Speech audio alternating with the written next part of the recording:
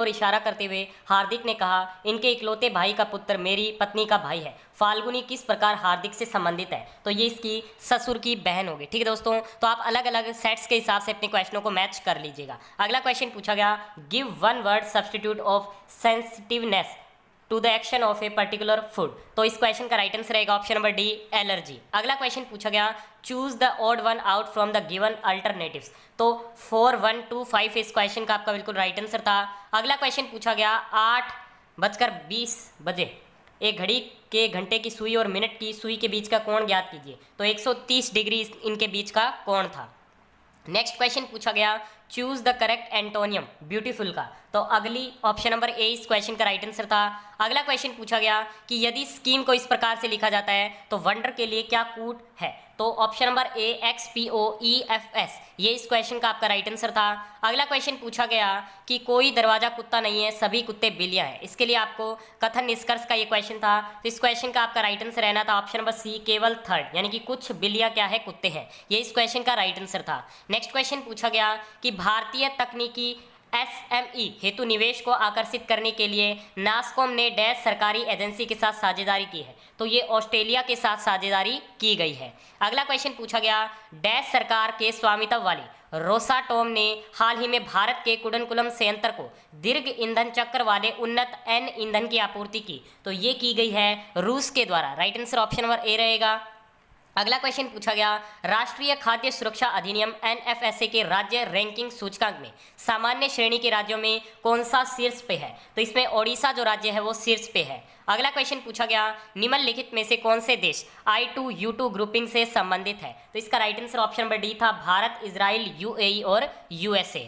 अगला क्वेश्चन पूछा गया कि निम्न में से किस राज्य में भारत के प्रथम अमृत सरोवर का उद्घाटन किया गया? तो ये किया गया उत्तर प्रदेश राज्य में। अगला क्वेश्चन पूछा गया, निम्नलिखित में से किस राज्य में हाल ही में यूरेनियम खनन भंडार पाए गए हैं? तो ये पाए गए हैं राजस्थान में। नेक्स्ट क्वेश्चन पूछा गया, डॉक्टर राजेंद्र प्रसाद स्मृति पुरस्कार निम्नलिखित में से किस क्षेत्र से संबंधित है? तो ये पुरस्कार लोक प्रशासन से संबंधित है।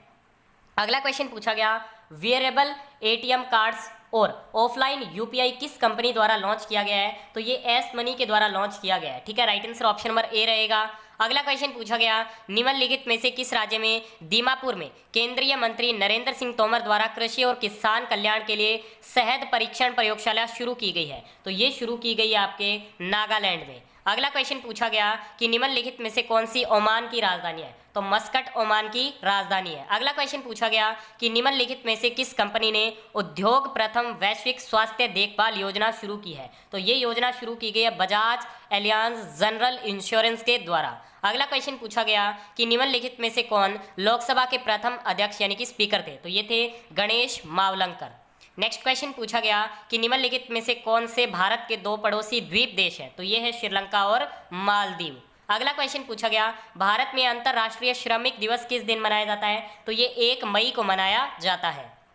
अगला क्वेश्चन पूछा गया कि निम्नलिखित में से किस शहर को राजस्थान का सफेद शहर कहा जाता है? तो ये उदयपुर को कहा जाता है। अगला क्वेश्चन पूछा गया कि निम्नलिखित में से डैश एक केंद्र शासित प्रदेश की राजधानी नहीं है? तो आइजोल जो है वो केंद्र शासित प्रदेश की राजधानी नहीं है। अगला क्वेश्चन पूछा गया, संयुक्त राज्य अमेरिका का राष्ट्रीय खेल क्या है? तो इनका राष्ट्रीय खेल है बेसबॉल।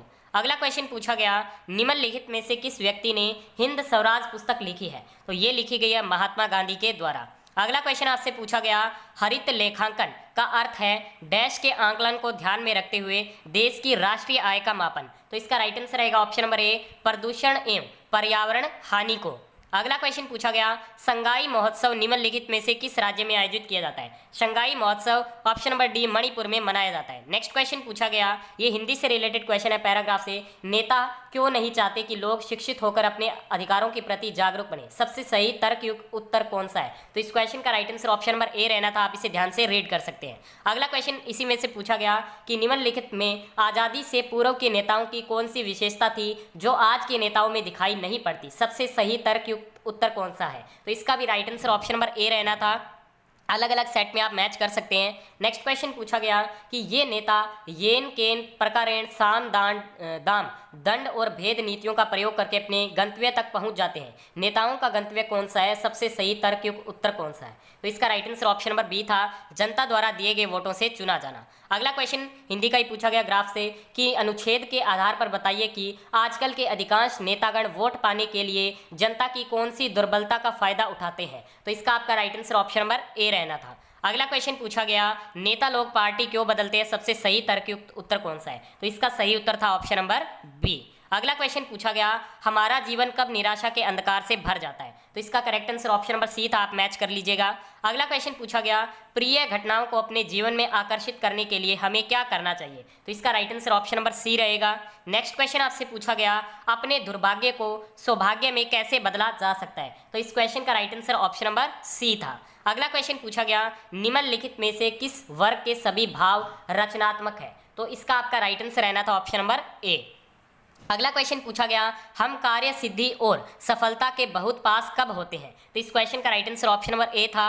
अगला क्वेश्चन पूछा गया जैन धर्म का सबसे महत्वपूर्ण मौलिक सिद्धांत है। तो इनका मौलिक सिद्धांत है ऑप्शन नंबर बी अहिंसा। अगला क्वेश्चन पूछा गया कि निम्नलिखित में से किस शासक के दरबार में बहुत से विद्वानों को नवरत्न के रूप में अलंकृत किया गया था। तो ये किया गया था चंद्रगुप्त द्वितीय के टाइम में। अगला क्वेश्चन पूछा गया दिल्ली सल्तनत के निम्नलिखित राजवंशों में से किसने सबसे कम अवधि तक शासन किया। तो ये किया गया ऑप्शन नंबर डी खिलजी के द्वारा। अगला क्वेश्चन पूछा गया डलहौजी ने भारत में ब्रिटिश साम्राज्य के लिए डैश अवध को कब्जे में लिया। तो ये हड़प नीति के माध्यम से लिया गया।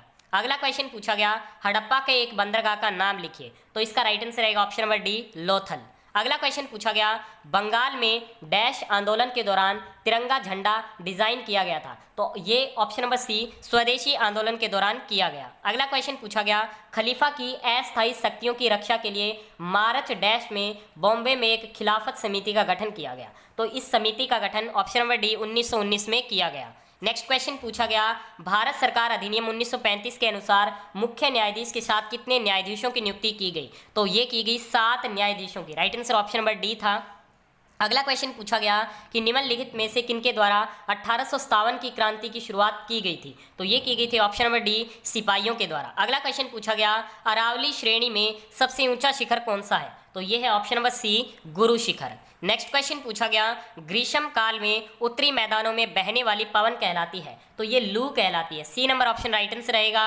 अगला क्वेश्चन आपसे पूछा गया भारत की मानक याम्योत्तर रेखा है। तो ये है option number D 82 degree 30 minute पूर्वी देशांतर। ठीक है। अगला क्वेश्चन पूछा गया कि निम्नलिखित में से कौन सी घटना की प्रतिक्रिया में भारत छोड़ो आंदोलन चलाया गया था। तो ये चलाया गया था क्रिप्स मिशन की विफलता में। अगला क्वेश्चन पूछा गया कौन सा सबसे ऊंचा भारतीय शिखर है। तो इसका राइट आंसर था ऑप्शन नंबर डी कंचनजंगा। अगला क्वेश्चन पूछा गया नई आर्थिक नीति को सामान्यतः विकास के लिए डैश के मॉडल के रूप में भी जाना जाता है। तो इसे एलपीजी मॉडल के रूप में भी जाना जाता है। अगला क्वेश्चन पूछा गया कोई भी कंपनी एक सरकारी कंपनी है यदि उसमें कम से कम डैश प्रदत्त पूंजी सरकार के अधिकार में होती है। तो ये होती है, इसकी जो राशि होती है वो 51% होती है। अगला क्वेश्चन पूछा गया उत्तर प्रदेश के निम्नलिखित में से किस जिले में नैमिषारण्य तीर्थ स्थान अवस्थित है। तो ये उत्तर प्रदेश के सीतापुर में अवस्थित है। अगला क्वेश्चन पूछा गया डैश कृषि तथा ग्रामीण क्षेत्रों को वित्त पोषण करने वाली एक केंद्रीय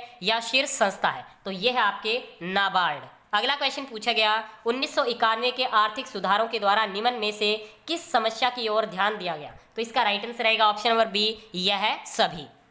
अगला क्वेश्चन पूछा गया कि हॉलमार्क लोगों का उपयोग निम्न में से किसके लिए होता है। तो हॉलमार्क लोगों का जो उपयोग है वो जेवर हेतु होता है। नेक्स्ट क्वेश्चन पूछा गया डैश वे आदर्श हैं जिन्हें राज्यों को नीतियों का निर्माण करते समय ध्यान में रखना चाहिए। तो इसका राइट आंसर था ऑप्शन नंबर ए राज्य नीति के निदेशक सिद्धांत। अगला क्वेश्चन पूछा गया भारतीय संविधान का अनुच्छेद 343 किसके बारे में है। तो ये संघ की राजभाषा से संबंधित है। अगला क्वेश्चन पूछा गया कि निम्न में से किसमें मौलिक कर्तव्यों को उल्लेखित किया गया है। तो ये किया गया भाग 4 क में। अगला क्वेश्चन पूछा गया कि निम्न में से कौन सा अनुच्छेद धन विधेयक को परिभाषित करता है। तो अनुच्छेद 110। अगला क्वेश्चन है कि निम्न में से कौन सा इंद्रधनुष के 7 रंगों में से एक रंग नहीं है। तो इसका राइट आंसर रहेगा ऑप्शन नंबर बी सफेद। अगला क्वेश्चन पूछा गया निम्न में से किस गैस को ग्रीन हाउस गैस के रूप में नहीं जाना जाता। तो इसका राइट आंसर था ऑप्शन नंबर बी आर्गन को। अगला क्वेश्चन पूछा गया वॉशिंग सोडा किसका प्रचलित नाम है। तो ये सोडियम कार्बोनेट का प्रचलित नाम है।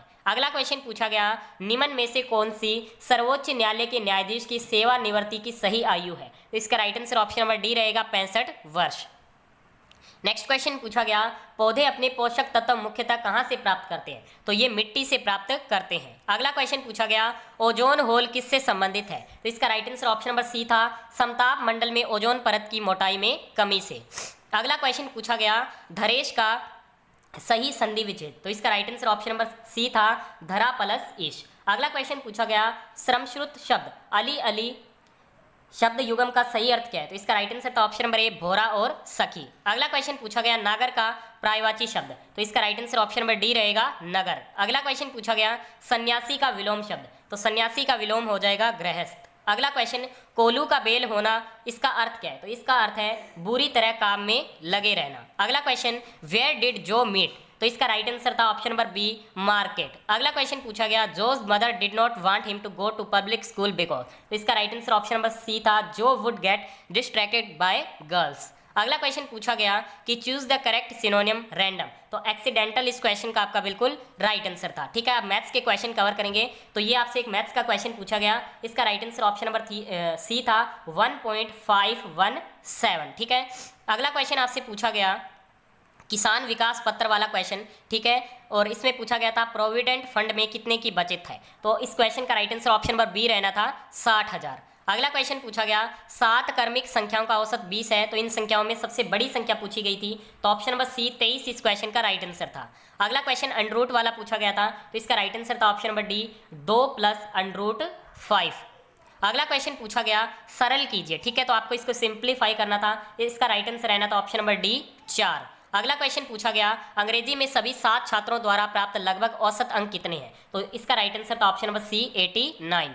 अगला क्वेश्चन पूछा गया, ये ग्राफ से रिलेटेड था कि सभी 6 विषयों में एहान द्वारा प्राप्त कुल अंक कितने हैं? तो 442 ऑप्शन नंबर बी इस क्वेश्चन का राइट आंसर था। अगला क्वेश्चन पूछा गया, निम्न में से किस विषय में कुल प्रतिशत न्यूनतम है? तो ऑप्शन नंबर ए, गणित इस क्वेश्चन का राइट आंसर था। अगला क्वेश्चन पूछा गया कि ब्रजेश का कुल प्रतिशत लगभग कितना है? तो 78%। अगला क्वेश्चन पूछा गया, सभी विषयों में 60% या उससे अधिक अंक प्राप्त करने वाले छात्रों की संख्या कितनी है? तो ये हो जाएगी 2। अगला क्वेश्चन पूछा गया, वर्ष 2016 से 21 तक अनुमानित वृद्धि दर कितने प्रतिशत थी? तो ये थी 10.87%। अगला क्वेश्चन, पिछले वर्षों में किस प्रकार की कार के उत्पादन में सतत वृद्धि दर्ज की गई? तो इसका राइट आंसर था इनमें से कोई नहीं, नन ऑफ दीज। अगला क्वेश्चन पूछा गया, 2016 से 21 में किस प्रकार की कार की संख्या अधिकतम है? तो इसका राइट आंसर था ऑप्शन नंबर बी, ए। अगला क्वेश्चन पूछा गया कि 2018 से 21 के दौरान कार डी के उत्पादन में लगभग कितने प्रतिशत की कमी हुई? तो कमी हुई 4.35% की। अगला क्वेश्चन पूछा गया, वर्ष 2016 में कार ई का उत्पादन वर्ष 2019 में कार बी के उत्पादन का लगभग कितने प्रतिशत था? तो ये था 53.5%।